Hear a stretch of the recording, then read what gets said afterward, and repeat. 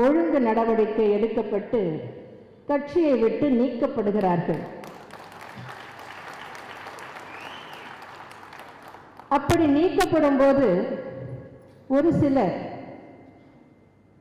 சரி நாம் தவறு செய்துவிட்டோம், ஆகவே இது நமக்கு நியாயமாக கிடைக்க வேண்டிய தண்டனை தான், இனிமேல் நமக்கு அரசியல் வேண்டாம், இருப்பதை வைத்துக்கொண்டு அமைதியாக இருப்போம் என்று சிலர் முடிவெடுப்பார்கள். இன்னும் சிலர் சரி நம்மை இந்த கட்சியை விட்டு நீக்கிவிட்டார்கள், வேறு கட்சியில் போய் சேர்ந்து விடலாம், தொடர்ந்து அரசியல் நடத்தலாம் என்று முடிவெடுப்பார்கள். அதில் தவறேதும் இல்லை.